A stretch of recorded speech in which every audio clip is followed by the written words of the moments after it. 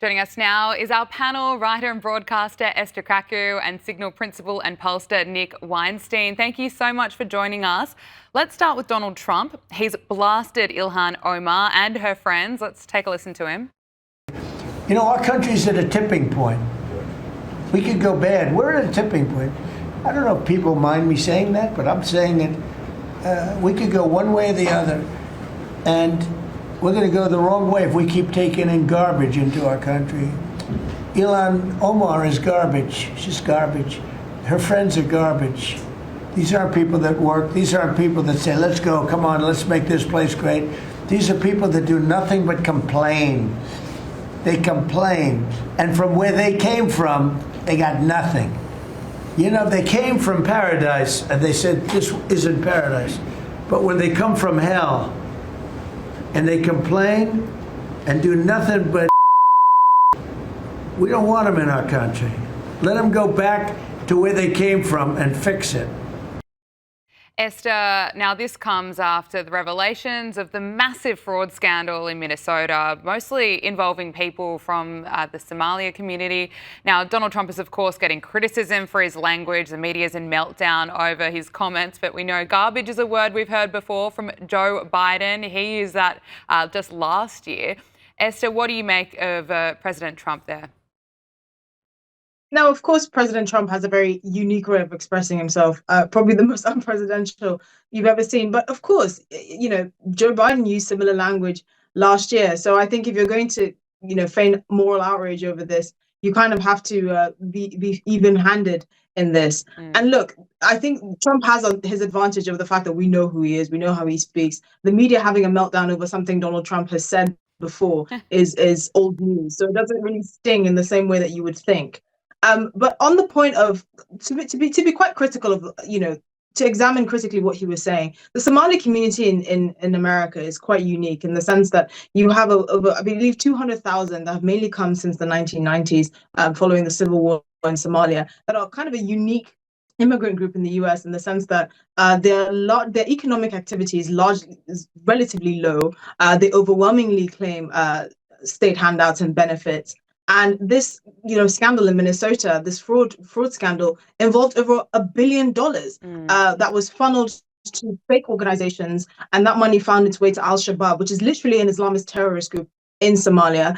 These individuals used, you know, fake children and fake autistic children in particular to claim all sorts of, you know, financial benefits from the state of Minnesota. And it happened on Tim Walz's watch. And I'm pretty sure there are many people now that are thanking the Lord that this man didn't manage to become the vice president of the United States. So, you know, trying to just look past the usual outrage over what Donald Trump said, there is actually merit to what he said. He didn't, you know, there are many immigrant groups in the US, like, you know, Chinese Americans, like Nigerian Americans, who in terms of scholastic attainment, in terms of income, in terms of actual work ethic, in terms of how much they claim from benefits, is a lot lower than the Somali community. And that's not racist to point out. The kind of people you absorb into your country dictate what kind of country you want, not just now, but in the future as well. Because these people end up having kids, their culture or their inability to assimilate also affects the broader mainstream culture. So I think it's important to look at what Donald Trump said critically. And instead of, you know, picking at what he's saying and feigning moral outrage, look at actually the fraud cases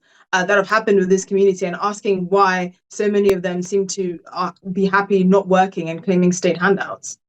Nick, I want to get your thoughts on that as well. And of course, the media goes after what Donald Trump says, even when the media covered the fraud scandal in Minnesota, they were again focusing on what Donald Trump said about Tim Walz as opposed to what actually happened under Tim Walz's watch, which is, of course, more than $1 billion of taxpayers' money was not going where it's supposed to. It was going to funding lavish lifestyles, going overseas, going to potentially going to a Somali terrorist organization. Can I get your reaction? Yeah, I agree with everything that Esther said. I mean, this is a massive fraud that's been perpetrated. And I think, you know, part of the frustration from everyday Americans is that, you know, everyday Americans are told, you know, do things right, work hard, and, you know, the government will be there as a backstop if things get bad. They're not taking advantage of these type of government handouts. And when you see this massive fraud being perpetrated, you know, that's taking money that's intended for, you know, in one case, I think it was $300 million. It was intended for children suffering from autism. It's taking money out of the hands of folks that actually need it. And especially in light of the awful attack involving another refugee from a Muslim community here in Washington, D.C., I think it's not surprising that, there's renewed focus on enforcing our immigration laws and scrutinizing some of these more insular communities, particularly given the ties to terrorism that have been reported, with some of this money being sent back to Somalia and going to Al-Shabaab, an Al-Qaeda affiliated terror group. Nick, I want to get your thoughts on the special election yesterday. Republican nominee Matt Van Epps, he defeated Democratic rival Afton Bain in the high-stakes special election in Tennessee. This, of course, was a must-win for Republicans, but can you take us through the results? What do you make of them? Yeah, so this is a district in Tennessee that President Trump won by 22 points, obviously a safely Republican district. And Matt Van Epps won it, but by a significantly closer margin than the president won it. And there are going to be folks on both sides that are going to look at those results and they're going to be concerned. And, I'm a little bit nervous, but not any more so than I was after the elections in November. Special elections, particularly ones in early December, they're weird, they're low turnout affairs. And what we've seen time and time again is that the Democrats are way more energized right now than the Republicans are. And when a very small fraction of the electorate's voting, even in a seat that's as conservative as the one in Tennessee, it's not surprising that the Democrats are going to outperform expectations. But it really does, give us the playbook for what we need to do next year, which is to execute an agenda that works for the American people and that energizes those folks that aren't always engaged politically, but voted for President Trump, that gets them off the couch to vote for Republican nominees. And Esther, I want to get your thoughts on Afton Bain, who, of course, lost the special election. But looking at her, it's being argued that she's really the median Democrat here. She's, of course, a lunatic, radical, progressive, and they're the people that the Democrats continue to run. She was defund the police. She said she even hated Tennessee. On another point, I was listening to Jesse Watters yesterday, and he was running through all the hoaxes that the Democrats have been running this year. We had the Maryland dad hoax, the Iranian nuclear mountain hoax, the illegals don't get free healthcare hoax, the MAGA killed Charlie Kirk hoax, and that Elon Musk is stealing our social security hoax, and the Antifa isn't real hoax. I mean, this is what their messaging has been like this year, and then they're putting up candidates like Afton Bain. Are they going to continue to do that? I think, unfortunately, for the Republicans, I think that as crazy as candidates like Afton Bain, who has the misfortune of having a name that sounds like a venereal disease, but we can't really talk very much because in Britain we had a politician called Ed Balls. So these things happen. I think they are learning in the sense that they're fielding the most ridiculous candidates, but they're learning about what actually resonates. So in a district where, Mr. Green won by 20 points, Donald Trump won by 22 points, you really should question why in just, a little over a year, the new Republican candidate only won by 9 points against a candidate who is, for all intents and purposes, fits better in New York and in coastal cities than in a very deep red district like in Tennessee. So what is happening here is that the Democrats are realizing that economic populism, especially harping on about the cost of living, is what's actually resonating with people. And the Republicans have to be very careful because, as Bill Clinton said, it's the economy, stupid. If people don't feel like their money is going further or feel like the economy is in safe hands like Donald Trump promised, you are going to see people looking towards really unsavory candidates like Afton Bain, because outside of the whole culture war stuff, which I think the Democrats know that they've decisively lost and that they have to kind of move away from that and talk about issues that directly affect people's lives, like the money in their pockets and the economy and jobs and all of that, then you start to see a shift, because Afton Bain, for all intents and purposes, should not have been able to have come within the sort of close range that she did with Van Epps. But the fact that she did that shows that there are some lessons that need to be learned by the Republicans and fast, because if not, they're going to lose their already fragile majority in the House, and Trump's agenda will effectively be neutralized from that point onwards. And we cannot see that happening because who knows what untold damage basically halting his agenda would do, especially at the next presidential election. Absolutely. It's an important point. Look, it's been revealed that Pennsylvania Governor Josh Shapiro has unleashed on Kamala Harris. He sat down for an interview where he really unleashed about what Kamala Harris wrote about him in her book. He said that it was utter BS. This was in an interview with The Atlantic.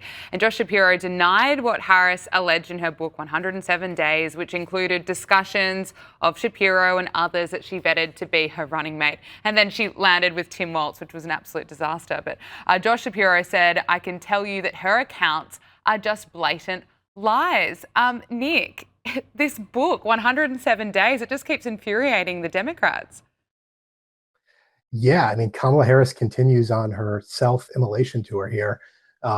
This is someone who was, uniquely unqualified to run for president, got in there under the unique circumstances of, President Biden dropping out of the race. And it goes to show just how lucky we are to have dodged this bullet as a country, because clearly this is someone who doesn't have the temperament to lead the country going forward. And I think really what this shows and is endemic of is the fact that the Democrats are still, in search of a leader for their party here.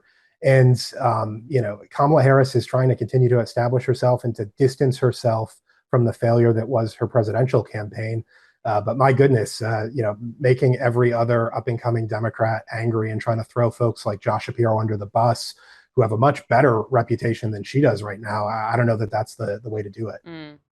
Esther, it's been a big year. I want to get your thoughts. Looking back at 2025, we've covered some pretty crazy media meltdowns here on Power Hour. But looking back at 2025, the year that's been, what would you say was the craziest moment?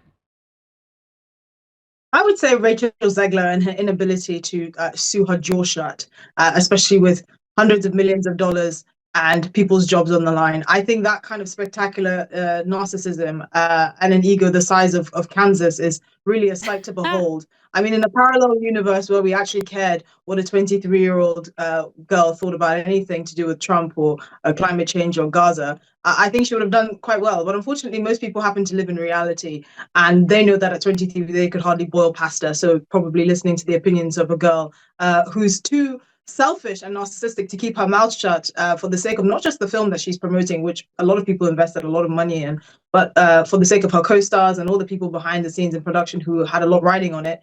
It's quite spectacular, and I think it really deserves some sort of Hall of Fame moment, because you don't really see that very often. Let's just take a listen to her. No longer 1937. She's not going to be saved by the prince. She's not going to be saved by the prince, and she's not going to be dreaming about true love. She's dreaming about becoming the leader she knows she can be, and the leader that her late father told her that she could be if she was fearless, fair, brave, and true. The original cartoon came out in 1937, and very evidently so. There's a big focus on her love story with a guy who literally stalks her. Weird. So we didn't do that this time. Yeah, the Snow White absolutely slammed over this, just so woke, such a disaster. Nick, are you able to top that? What was your craziest kind of media meltdown?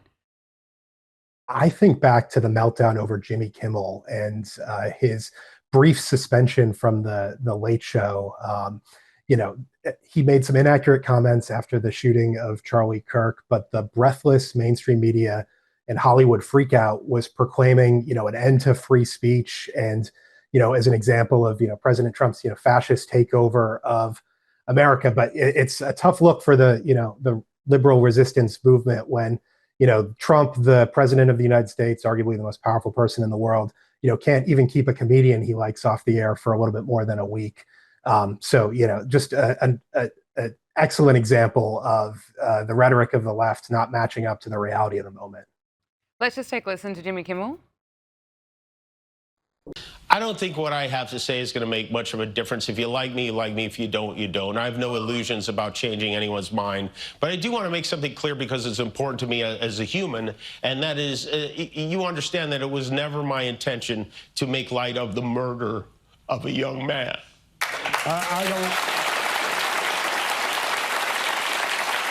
I I don't think there's anything funny about it. I posted a message on Instagram on the day he was killed, sending love to his family and asking for compassion, and I meant it, and I still do. Nor was it my intention to blame any specific group for the actions of what it was obviously a deeply disturbed individual. That was really the opposite of the point I was trying to make, but I understand that to some that felt either ill-timed or unclear, or maybe both. And for those who think I did point a finger, I get why you're upset. If the situation was reversed, there's a good chance I'd have felt the same way.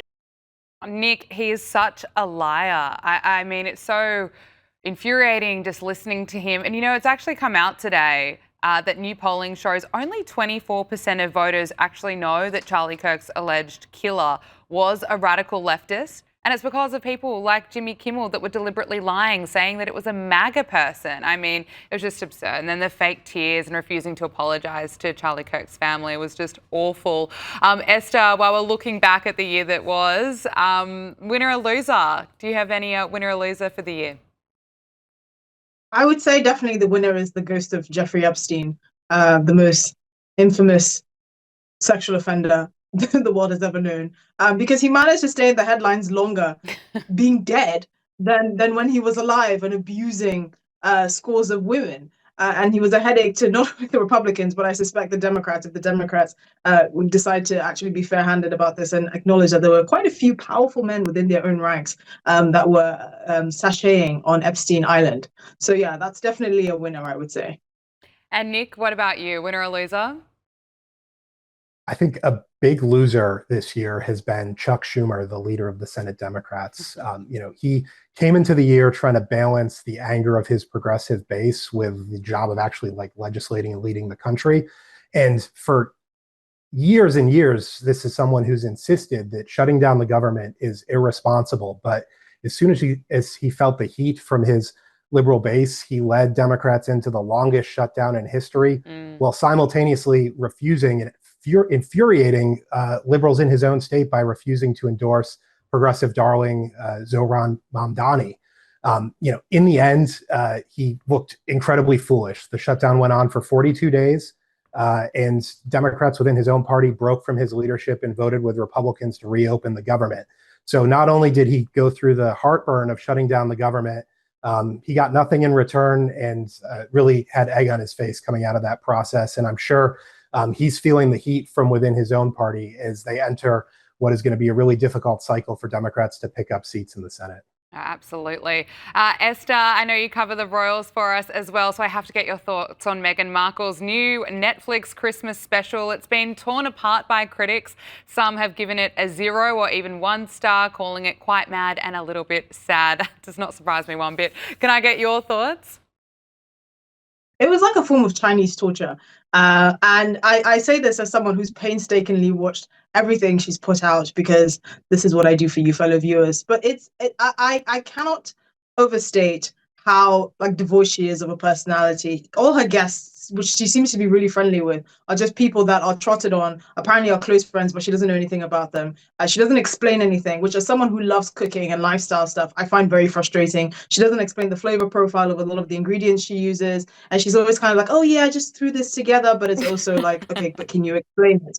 But I think the one shining light in this latest Christmas special is that Prince Harry managed to chew through his leash just in time to make an appearance, and actually said something witty about an anti-salad which featured beetroot and anchovies, which I have to agree with him on this occasion. But it's, you know, it's just very unentertaining. It's very bland. The episodes are too long. The music, I mean, honestly, whoever put together the score really has a vendetta against Meghan Markle. I'm convinced, like a drunk DJ at a wedding, and it's just unwatchable. And I have a feeling that Netflix are definitely not going to renew this after this sorry attempt to make Meghan Markle a Martha Stewart. Yeah, I think a lot of people hate watching that program if they're watching it at all. Esther Krakue and Nick Weinstein, thank you so much for joining us.